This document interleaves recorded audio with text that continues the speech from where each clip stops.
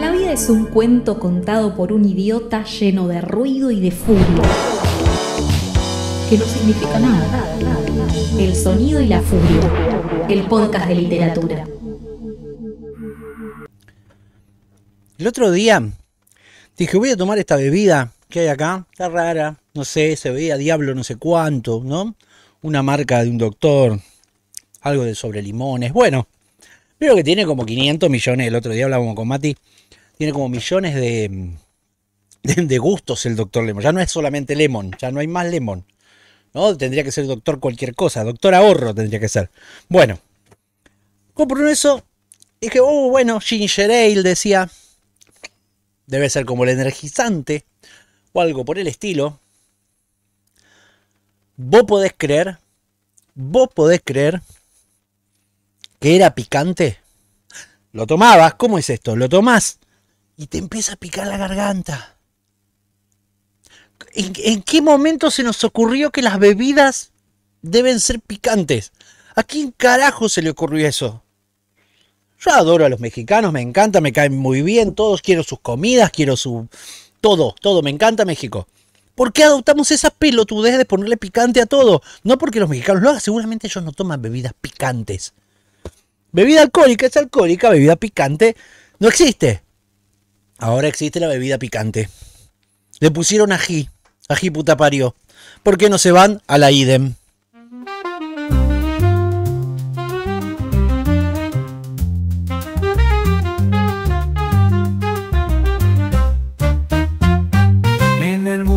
Las letras, donde la pasión se enciende, el sonido y la furia es donde la mente se extiende.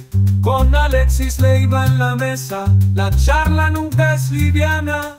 Matías Bertini trae la chispa, la conversación es hermana. La cultura literaria navega desde el amor hasta la muerte. Las palabras son el puente, con estos dos al timón. El viaje es más que elocuente, así que sintoniza, no te pierdas este beat. El sonido y la furia, el podcast que es un hit. Con Alexis y Matías, la literatura es un festín. Prepárate para un viaje donde el arte es el fin.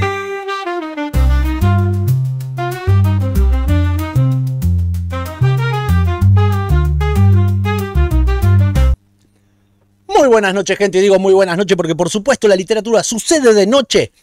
Estamos acá, estoy solo acá en este caso, pero también están ustedes, porque como están ustedes, entonces no me siento solo.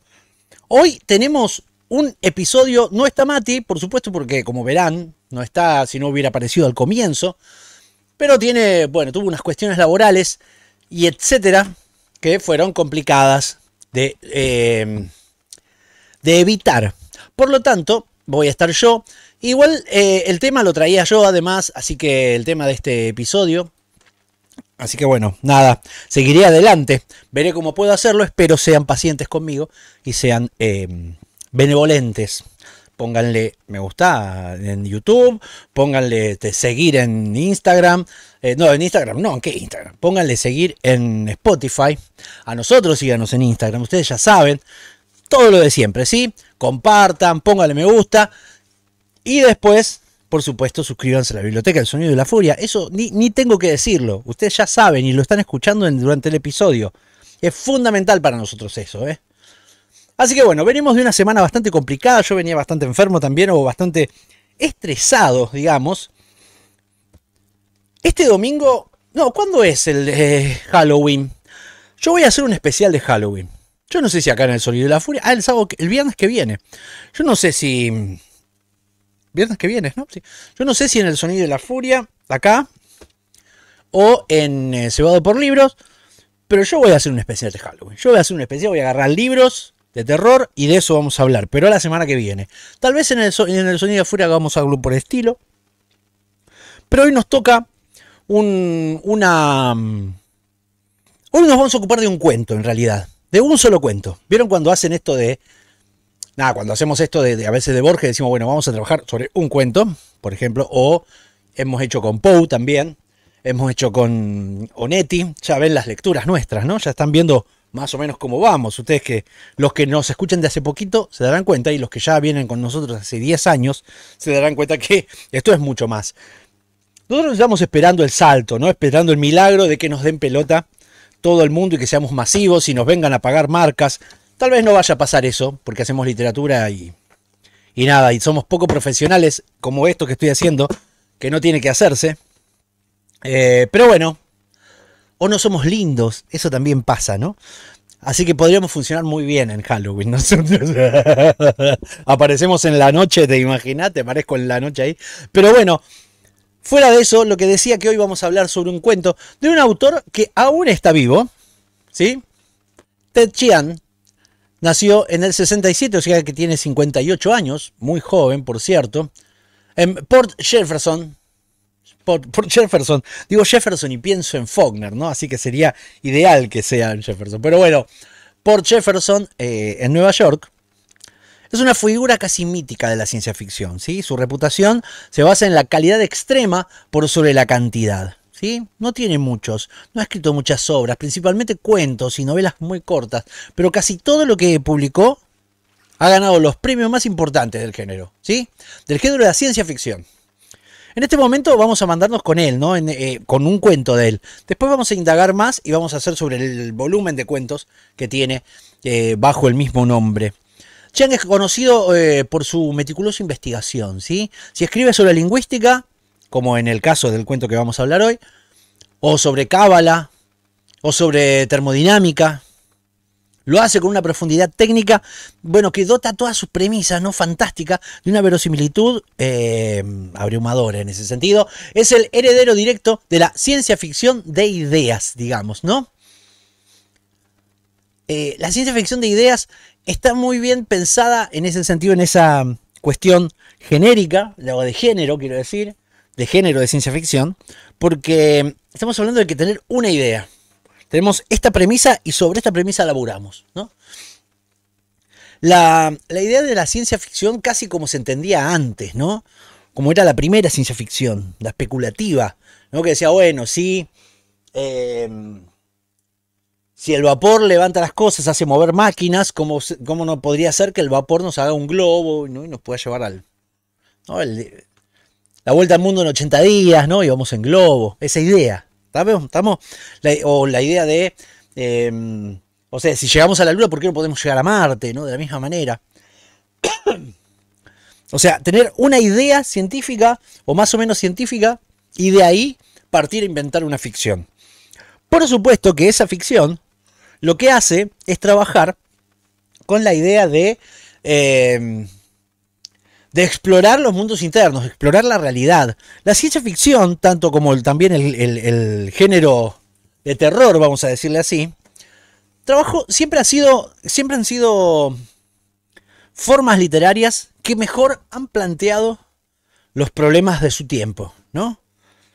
Porque con la libertad de la metáfora pueden trabajar cosas que suceden hoy con más libertad, con más desfachatez, sin tanta preocupación, porque el realismo, lo verosímil, hace que las cosas estén ancladas a una realidad que todavía no se está percibiendo bien, que todavía no se ve con el ojo de la distancia, ¿sí? Hoy podemos hablar de historia, de las cosas que sucedían en otra época, pero y con mejores aristas, con más profundidad, que las personas que lo hacían en ese tiempo. En ese tiempo, o sea, en nuestro tiempo, en cambio, hoy no podemos hablar tan bien de nuestro presente como lo podríamos hacer dentro de 40, 50 años, ¿sí? Eso es lógico. O eso es por lo menos entendible y me imagino que ustedes estarán de acuerdo en eso. Si no, lo discutimos, nos agarramos las piñas, no hay problema. El tema es que la ciencia ficción siempre ayudó a entender el presente como algo mejor y también a plantear, exagerar y pasar al futuro, ¿no?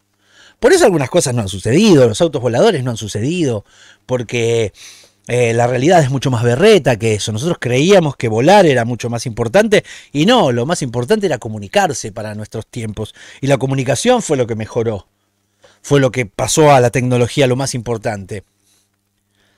¿Entienden? Eso fue más importante que lo físico.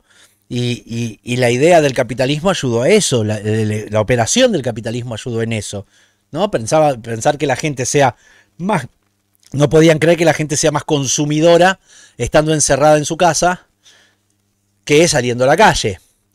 Entonces dijeron, bueno, vamos a hacer cosas, no digo que se dijo así, no es un complot, pero fue funcionando así. Mejor que la gente esté en su casa, teniendo todo en su casa, que saliendo a la calle, porque saliendo a la calle vos te encontrás con alguien, y encontrándote con alguien pueden suceder eventos y situaciones e ideas muy peligrosas para los poderes, ¿no?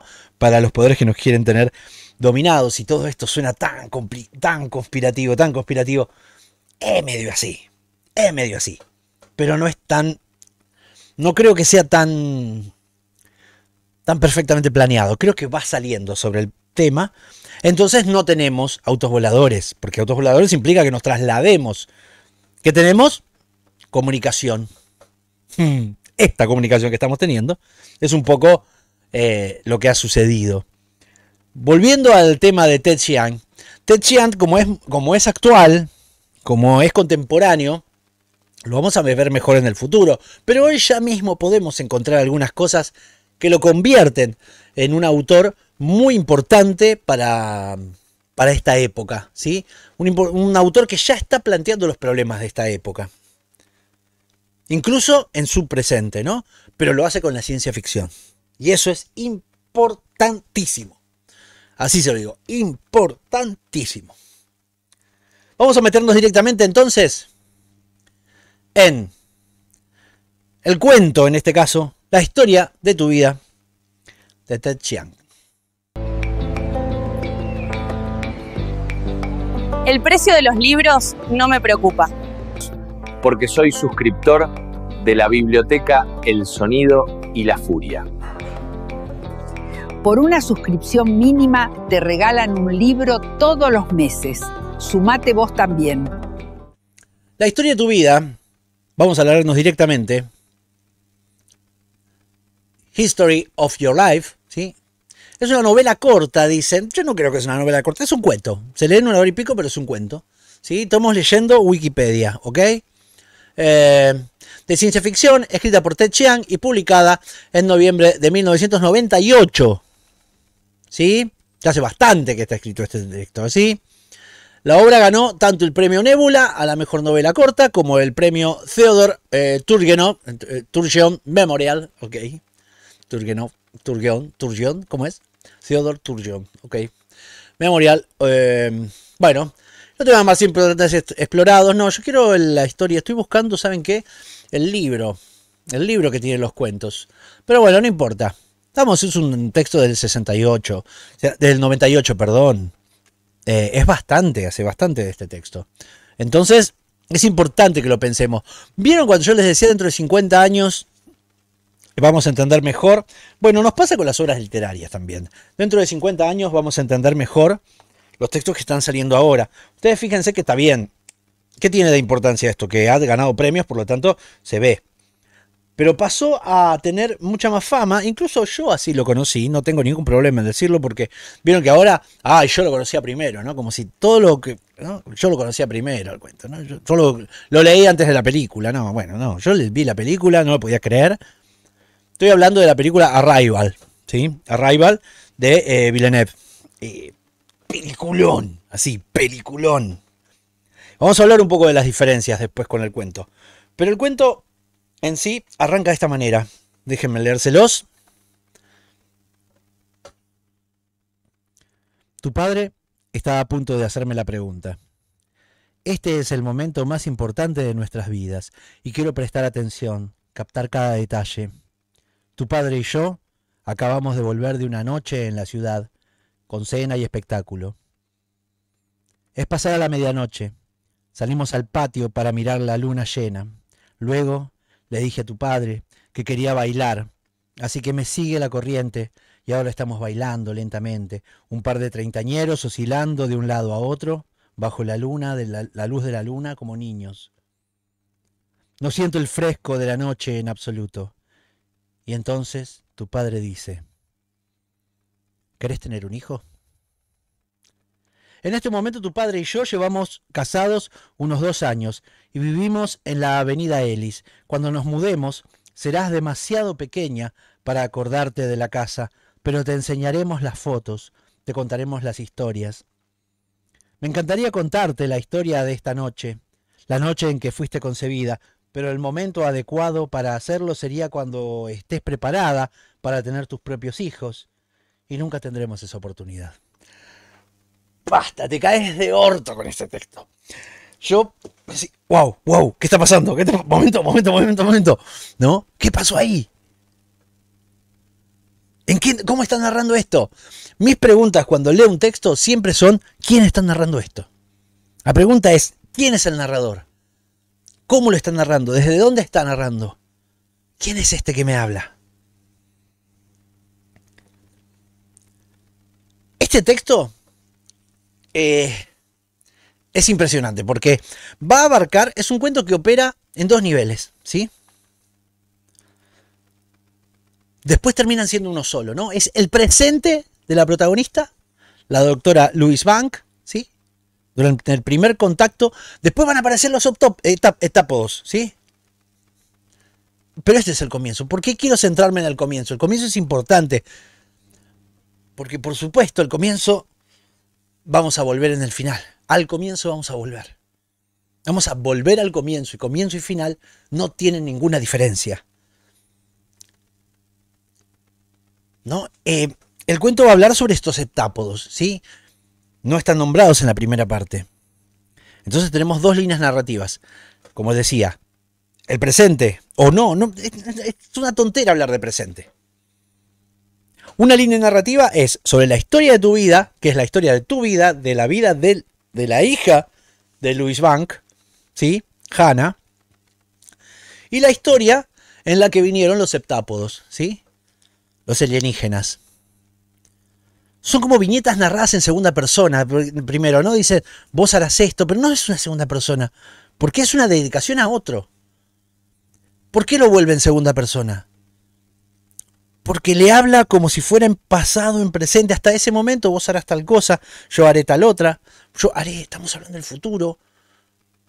Y antes de eso, pero mientras, ¿no? O sea, hay un momento, un quilombo narrativo temporal que va a tener que ver con que la forma es igual al fondo de lo que está hablando. Ya vamos a ir.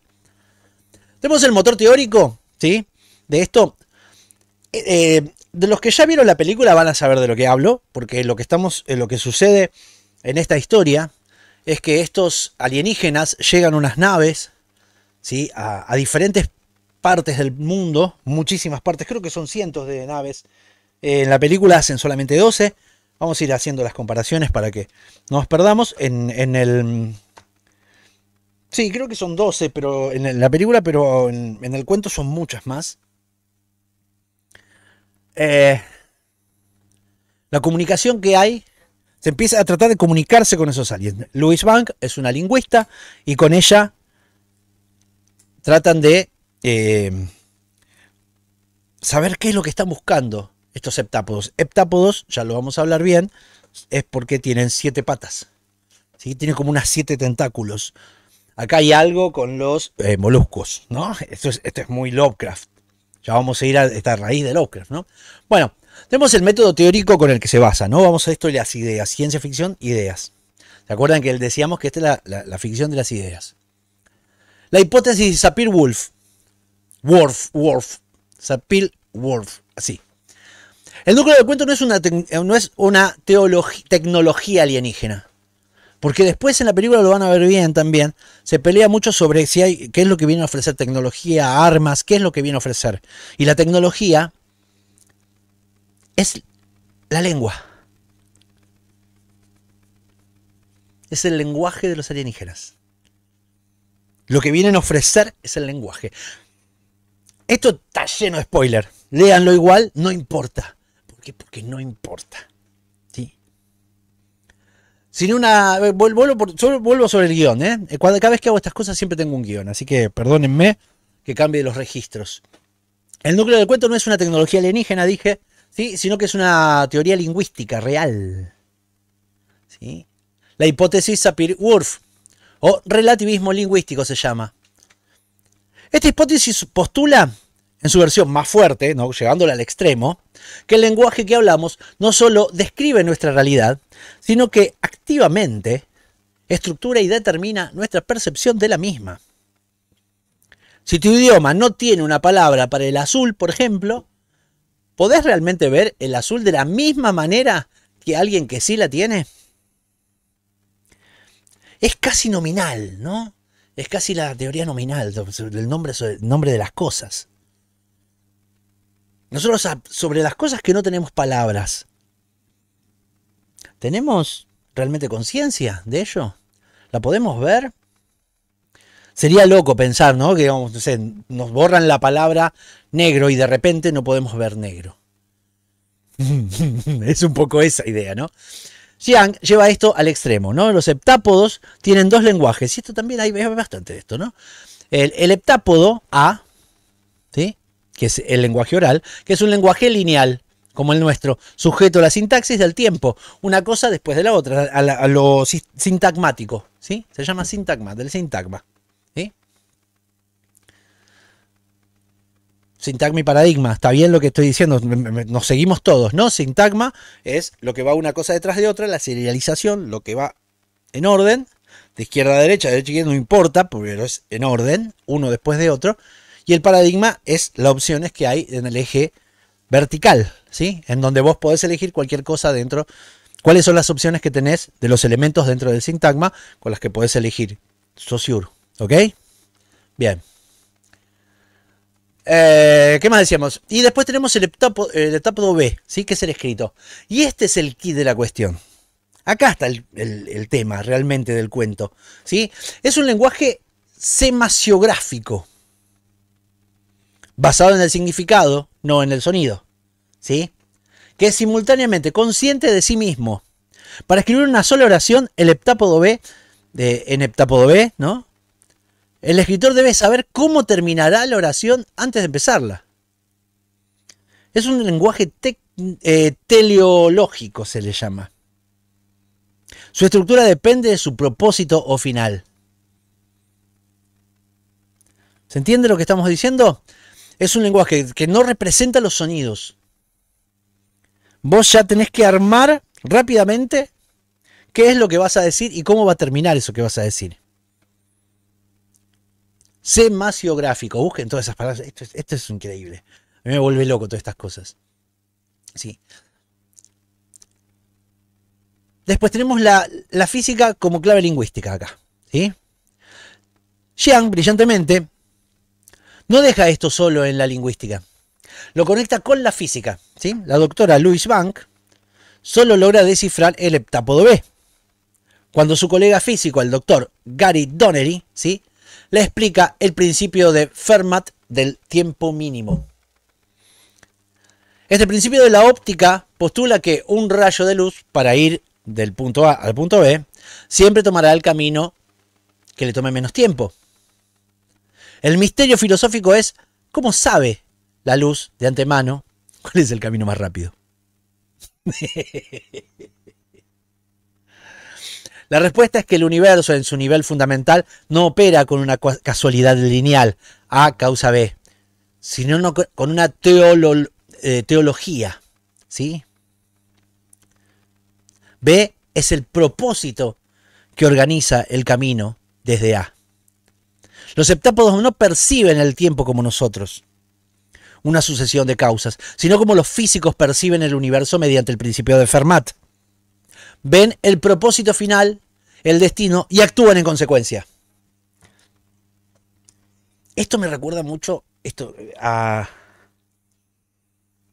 algunas charlas y algunos ¿cómo decirles? Algunos argumentos de la ontología, ¿sí? ¿Vieron esto? Esta gente hoy están mal vistos, y me parece que está bien que estén mal vistos, los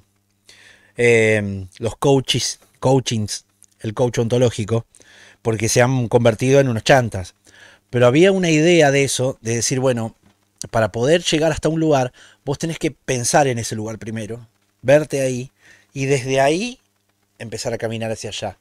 ¿no? Es como pensar cómo querés tu casa, tenés que pensarla primero para después ir a hacerla. ¿Sí? No pensar, no desde el punto mágico, no desde el punto de la voluntad, del poder de la mente, toda esa estupidez. No. Estamos hablando de que hay una cuestión de visualización de las cosas, de que vos tenés que obtener, saber a dónde vas y de ahí dirigirte. Es como cuando escribís un cuento. Muchas veces, y es recomendable, muchos no lo saben, muchos dicen que no lo saben, a veces es bueno saber hacia dónde vas a ir. Y de ahí armar todo. ¿Cuál es el final? Este es el final, más o menos este es el final. De ahí me voy a caminar hacia allá. La estructura narrativa como tesis. Bien, y acá vamos a otra cosa. Aquí es donde la maestría literaria de Jean se vuelve evidente. La estructura del cuento es la tesis del cuento. Y acá nos caemos de orto todos. A medida que Louis, ¿sí? Bank, aprende heptápodo B, su cerebro se recablea, su cerebro se va como reconfigurando. Empieza a pensar y por lo tanto a percibir el tiempo de forma no lineal. Llamemos ¿cómo es? Llamemos a Vonnegut ahora mismo. El gran giro narrativo es darnos cuenta de que las viñetas dirigidas a su hija Hannah no son recuerdos del pasado. Son premoniciones del futuro. Y eso es lo que está tan bien hecho en el cuento. En la película está bárbaro también. Porque de entrada pensamos que esto es un recuerdo. Que lo que está ella viendo es un recuerdo. Porque le da el tono. Cuando ella está sola, le da el tono de soledad como si hubiera sido el mismo tono. Digamos, colores oscuros, medio grises, ¿no? Medio pocos colores. En su casa, sola, ¿sí? Y un ambiente más bien monocorde, como para que nosotros pensemos que esa vida solitaria que tiene ella es porque se mudó, ¿sí? No porque se mudó, porque se murió la hija. Porque todo el tiempo estamos viendo ese camino en la película, ¿sí? Acá ya empieza más raro todavía, ¿sí? Louis está recordando su futuro. El nombre de su hija es Hannah. Y ahí empezamos. Es un palíndromo, Hannah, ¿sí? Estamos hablando de que se puede leer de un lado al otro de la misma manera. Simbolizando que esta percepción temporal bidireccional, ¿sí?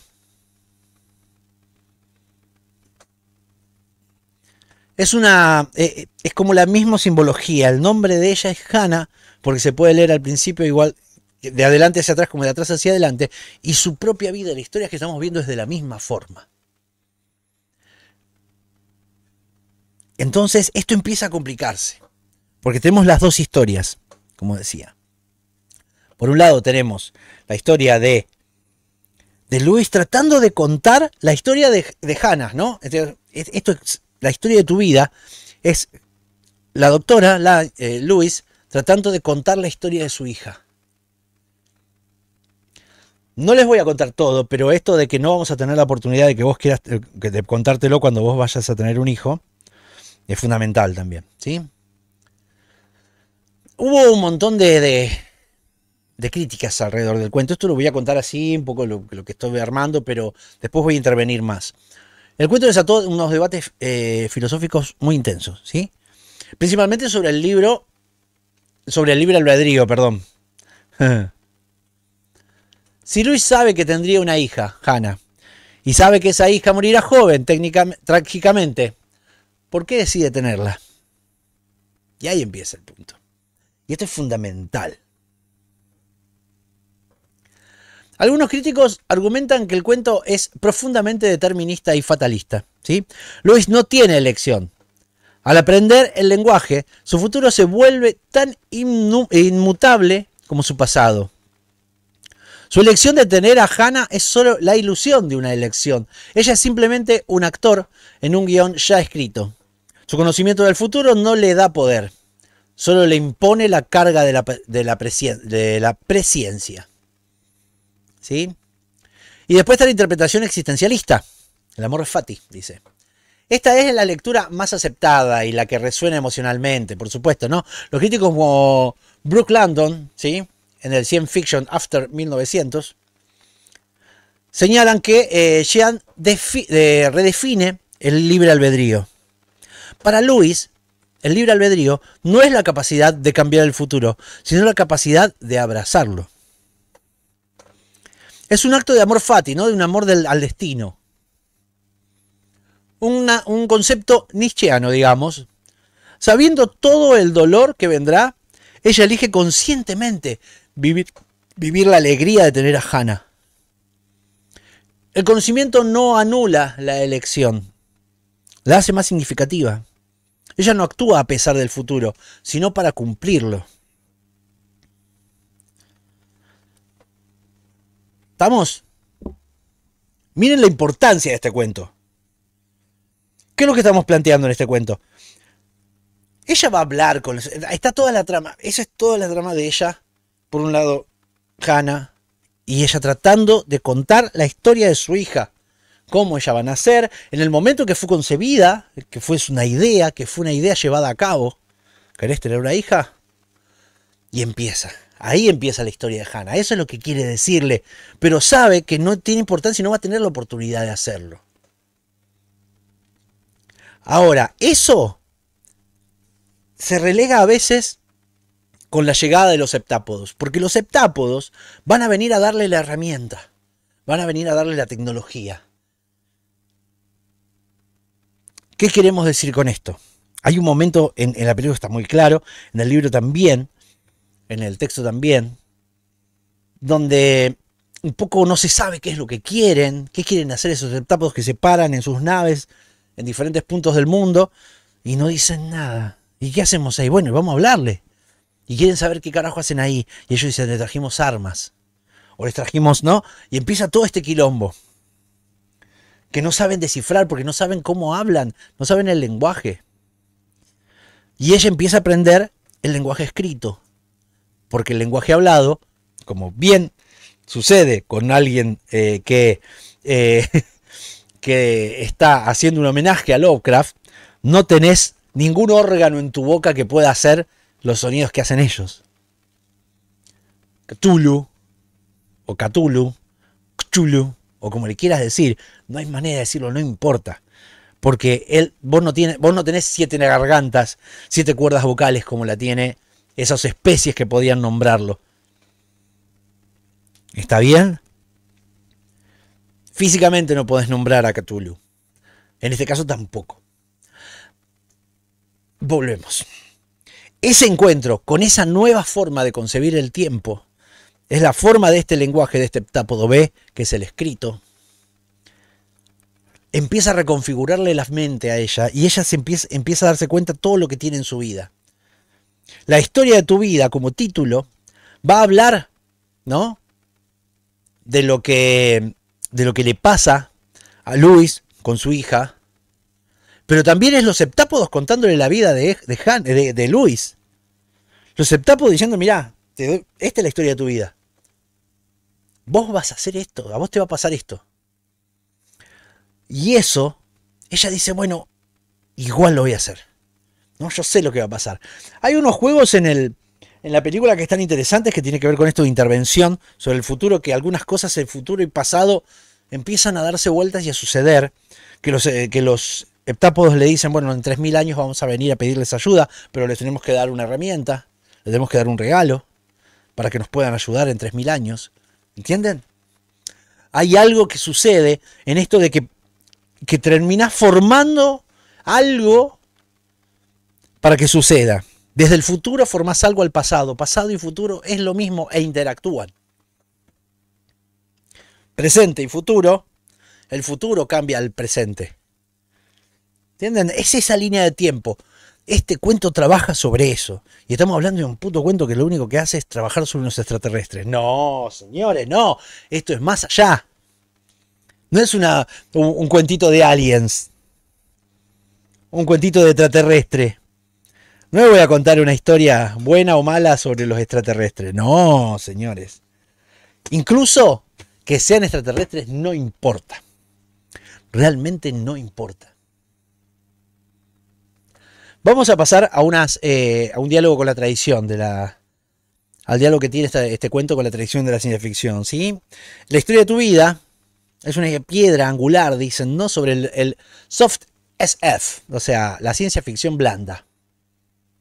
vamos a ponerlo en duda, que prioriza las ciencias sociales, lingüística, sociología, antropología, sobre el hard ciencia ficción, ¿no? La física, la ingeniería. Es interesante. Estas peleitas que hay me encantan a mí siempre. Peleas, ¿no? La soft, no, ciencia ficción o la ciencia ficción hard, ¿no? ¿Qué me importa? Se inscribe en el subgénero de primer contacto, ¿no? ¿Está bien? ¿Está bien? Es esto de el primer contacto se llama a lo que te pasa con del primer tipo, ¿no? ¿Se acuerdan de esas calificaciones? Encuentro cercano del tercer tipo, que era la película, significaba cuando vos ya llegabas a un contacto, cuando ya tocas al alien. El otro es el primer tipo, creo que es el cuando lo ves, cuando recién lo ves. El segundo tipo cuando interactúas. Y el tercer tipo es cuando ¿no? Creo que te secuestran. Es la visión bélica. No es la visión bélica, quiero decir, de Wells, La Guerra de los Mundos. No es la visión de incomprensión total de Stanislaw Lem en Solaris. No es la visión simplista de Spielberg, Encuentro cercano del tercer tipo, que estamos hablando, donde la comunicación es música y matemática simple. Eso me mata. Por cierto, era ¿se acuerdan? Encuentro cercano del tercer tipo. Gran película igual, hermosa, hermosa. La visión de Chiang es más cercana a la de Ursula K. Le Guin, ¿sí? Los desposeídos. O fundamentalmente a Samuel Delany, ¿sí? Y su novela Babel 17, que también trata sobre cómo un lenguaje alienígena puede ser usado como un arma, porque altera radicalmente la percepción de quien lo aprende, ¿sí?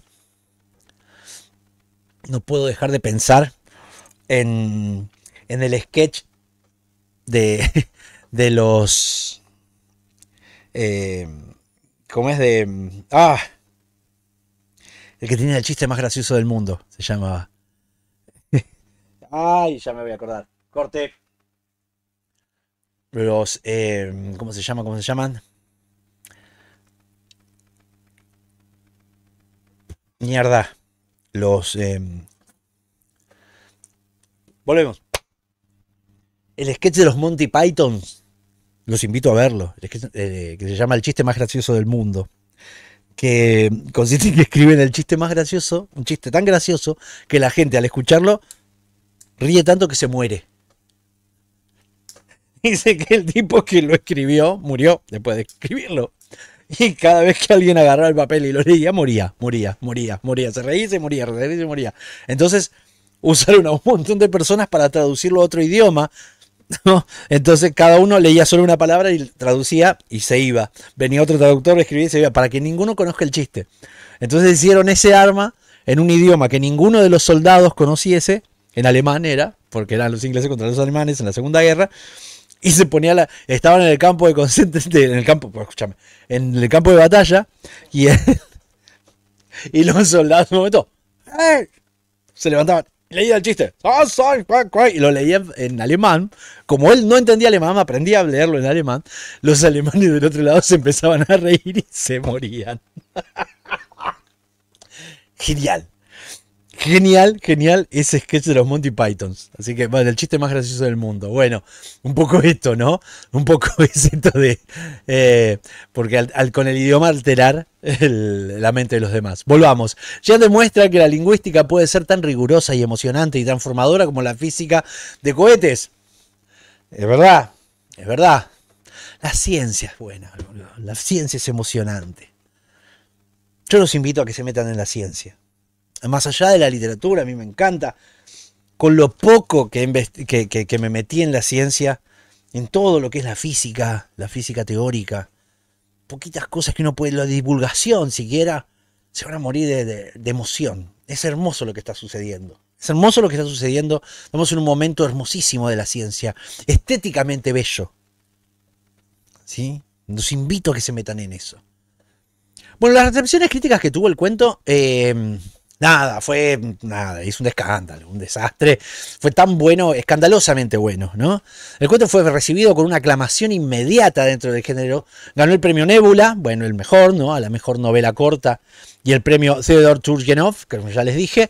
La crítica especializada eligió su originalidad, su rigor intelectual y sobre todo su inesperada profundidad emocional. Fue visto como la fusión perfecta entre cerebro y corazón. Bueno, vamos a pasar. Las críticas negativas que le hicieron fueron muy pocas, ¿sí? Lo único que ponen es como que es una lectura que no es tan fácil, ¿no? Pero con ese criterio no puedes leer nada, ¿entendés? Porque esto no es difícil, la verdad que no es difícil. ¿Sí? Algunos pueden decir, bueno, no, esto no es ciencia ficción, ¿dónde está? Es demasiado mental. Bueno, no leas nada, boludo. Si este nivel no podés leerlo, dedicate a otra cosa, boludo. O no podés leerlo y no querés hacer otra cosa y te parece que esto es malo porque no lo podés leer. Bueno, ¿viste? Si no podés leer este tipo de complejidad, bueno, aprende a leerlo. Estamos en un momento, y perdón que me ponga solemne en este caso, estamos en un momento en donde, porque yo no puedo leerlo o no puedo comprenderlo, digo que es una mierda. ¿Estamos en serio? ¿Cuándo nunca te interesó leerlo? Entonces aprendé. El momento de aprender es este, gente. Estamos en un momento altísimo de la ciencia, de la literatura, del arte, de la cultura humana. Estamos en un momento altísimo. De acá es muy difícil pasar a otra cosa. Nos falta un montón. Pero ese poquito que nos falta es un montón. Estamos tan lejos. Tan lejos científicamente. Es hora de empezar a aprender eso, ¿eh? Tenemos unas armas ahí que son mentales, que son científicas, que son intelectuales. Es hora de tomarlas, ¿eh? Las van a tomar por ustedes, las van a tomar por nosotros y nos van a cagar, como siempre. Bueno, la conservación actual y el puente. Mira, este análisis que encontré está bueno. Dice, hoy el cuento es considerado un clásico moderno, bueno, una obra maestra indiscutida, bueno, su estatus fue catapultado al mainstream, sí, ya lo dijimos por la adaptación cinematográfica Arrival, ¿no? La llegada, digamos, ¿no? En 2016 lo hicieron. Vos fíjate todo lo que tardaron en hacer la película. Dirigida por Denis Villeneuve, que capturó admirablemente su esencia filosófica y emocional. Es verdad, ¿sí? Acá hay algo, bueno, estas dos cosas que tiene, ¿no? El cuento me parecen fascinantes. ¿Por qué? Porque estas dos corrientes que tiene, esto de de la historia de tu vida que quiere contar todo el tiempo Lewis, y de lo que hacen los heptápodos, ¿sí? Lo que es la historia de la llegada de los heptápodos y ella tratando de contar la historia, hace que sean esas dos historias se mezclen y sea un círculo. Está bien y está planeado, y está muy bien planeado, porque sobre el final vamos a ver esto, porque nosotros lo estamos percibiendo sintagmáticamente, del principio a fin. Ahora, la forma de tratar de que no lo percibamos así, sino que lo percibamos como si fuera un círculo, como si lo miráramos de arriba, es un poco la teoría que plantea ¿cómo es? En True Detective, Rust Cole. Él habla como si el tiempo es visto como un plato y lo vemos desde arriba. En realidad es un círculo, pero visto desde arriba es un plato, ¿no? Esa idea del tiempo que él plantea ahí también está puesta acá, ¿sí? Dice por ahí, hay un análisis que me parece interesante, dice el primer contacto, ¿no? Vivimos como en la era del primer contacto, en donde las inteligencias no humanas y la inteligencia artificial es con lo que nos enfrentamos. El modelo del lenguaje, ¿no? El GPT, Cloud y, bueno, el Gemini, ¿no? Son como los heptápodos. Son inteligencias que procesan el lenguaje de una manera radicalmente ajena a la humana, porque lo hacen con estadística, con patrones en espacios vectoriales, quiero decir, de miles de millones de dimensiones, ¿ok? No piensan como nosotros, no entienden el significado como nosotros, pero producen un lenguaje coherente. La historia de tu vida es la alegoría perfecta para el 2025, digamos. Eso suponen acá en lo que encontré. Nos preguntamos, ¿qué le hace a nuestra mente intentar comunicarnos con una IA? ¿Cómo nos está recableando eso? ¿Cómo nos está, ¿no? Reconfigurando la mente esto? La forma en que pensamos, escribimos y percibimos la realidad. El cuento de Xian nos advierte que el verdadero impacto de una nueva inteligencia no es lo que hace por nosotros, sino lo que nos hace a nosotros. Y eso me pareció bueno. ¿Qué puede...? Está buenísimo eso. Eso me pareció interesantísimo para charlar. Ahora que estamos con las inteligencias artificiales y todo este mundo nuevo de tenerlo tan a mano, ¿no? ¿Qué nos hace a nosotros? No nosotros qué hacemos con eso. ¿Cómo pensaremos después de esto? Cuando ya no tengamos que pensar en una redacción o tan perfectamente en una redacción, ¿en qué pensaremos? ¿En ideas? Tenemos que pensar la idea más original posible, o la más comparativa posible, la más productiva. Algo que no sea, es el desafío a poder lograr cosas nuevas ahora con el lenguaje. Porque la inteligencia artificial es como una especie de, pienso yo, es como una especie de resumen, ¿no? De nuestro lenguaje escrito. Bueno, hablado también. No, el otro lenguaje en general. ¿Ustedes qué piensan? Déjenlo en comentarios, por favor. Yo veo mucha gente en Spotify que deja comentarios y les agradecemos muchísimo. Y quiero que lo sigan haciendo. Conversemos. Déjenos comentarios ahí, dejan en este comentario en el video de YouTube que va a subirse. Hablemos de eso. Y ahora, me parece que lo más importante de este cuento... Lo recontra spoileé todo, así que jódanse, vayan a leerlo. Nada, vayan a leerlo porque es mucho mejor de lo que yo estoy haciendo acá. Trabaja algo existencial. ¿Qué es esta idea de cómo percibimos el tiempo, no? Nosotros percibimos el tiempo de la manera newtoniana, ¿sí? Así, de corrido, constante, ¿ok? Nos es fácil de pensar así. Cuando el tiempo es una dimensión, hasta ahora según lo que aprendimos con Einstein y todo lo que sucedió después, es que el tiempo es una dimensión con el espacio. Y es una dimensión que se curva, ¿no? Ante una masa. Por lo tanto, el tiempo es diferente, se percibe de diferente manera, según el lugar en donde estés. ¿Ok? Por lo tanto, no es lo mismo el tiempo que vamos a tener en este plano que cuando lleguemos cerca de un planeta y nos esté atrapando la gravedad de ese planeta. El tiempo va a correr de distinto. Bueno. Eso. Y de ahí pensar sobre nuestras decisiones. Esto del libre albedrío me parece muy interesante que hablamos arriba, porque ¿qué vamos a poder pensar? El libre albedrío, ¿sí? Es una idea. Nosotros hacemos esto, pero si percibiéramos el tiempo de manera circular, ¿lo haríamos igual? ¿Qué haríamos? ¿Cambiaríamos algo? ¿Podríamos cambiar algo? Según la historia de tu vida, según el cuento, está bueno porque hay un poco de que sí, me ayuda desde el futuro, me ayuda a mí al pasado.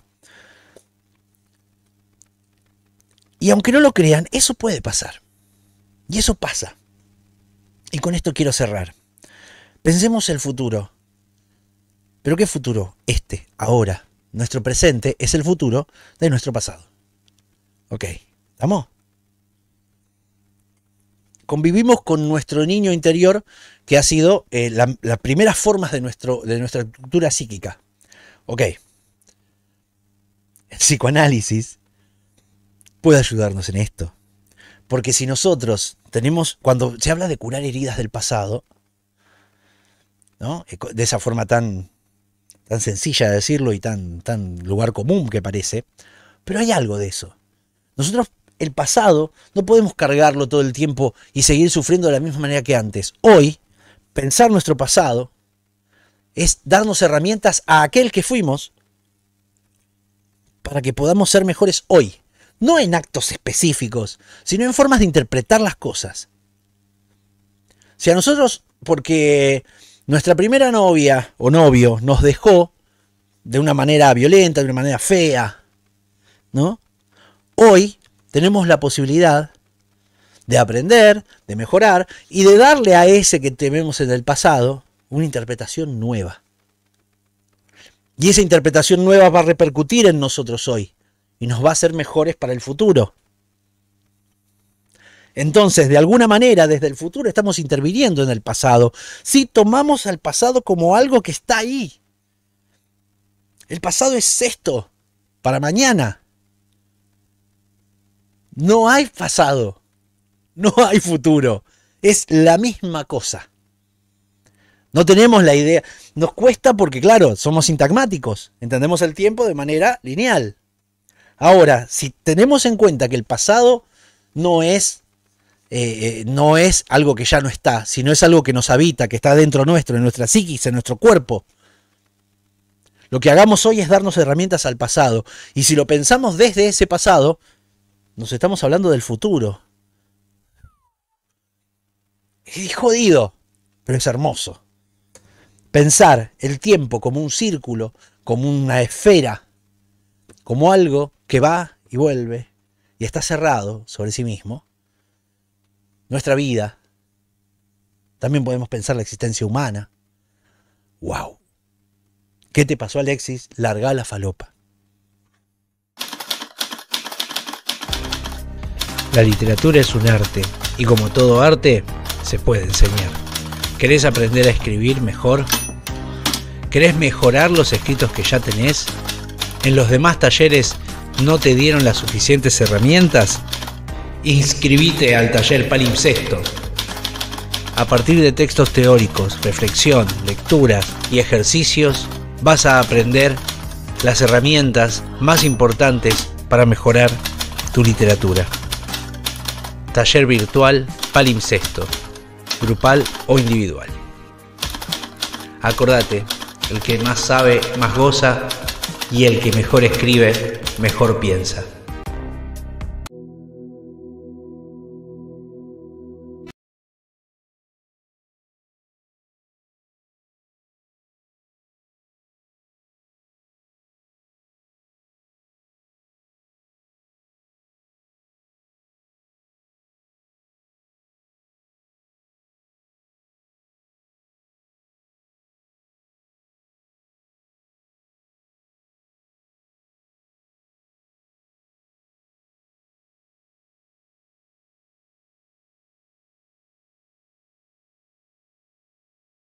Final que siempre hemos usado en el Sonido de la Furia, y por fin hoy la podemos usar sin que nos lo baje YouTube, porque interpretaron ellos la canción de los Pixies, ¿no? El Where is My Mind. Le quiero mandar un saludo a Paula Bup, que era nuestra operadora en Radio La Tribu. A ella le agradecemos un montón, porque nosotros decimos siempre Paula Bup. Ella, si lo escucha, va a saber por qué estoy hablando. El otro día la crucé y me dijo: yo siempre que escucho la canción Where is My Mind, me acuerdo de ustedes, dijo. Y me pareció tan hermoso, y yo le contaba, ¿no sabes qué difícil que nos hizo mantener ese tema? Porque tuve que acortarlo, porque me lo bajaba Spotify. Y dije, tenemos que hacerlo. No podemos renunciar al tema. Entonces, ¿qué hice? Fíjate cómo el pasado me habla el futuro le habla el pasado. Bueno, volviendo, le pedí a unos amigos, oyentes, suscriptores incluso, de acá del Sonido y la Furia, que hagan ellos una versión de Where's My Mind, que mantenga la batería, bueno, y salió esta hermosura que acaban de escuchar.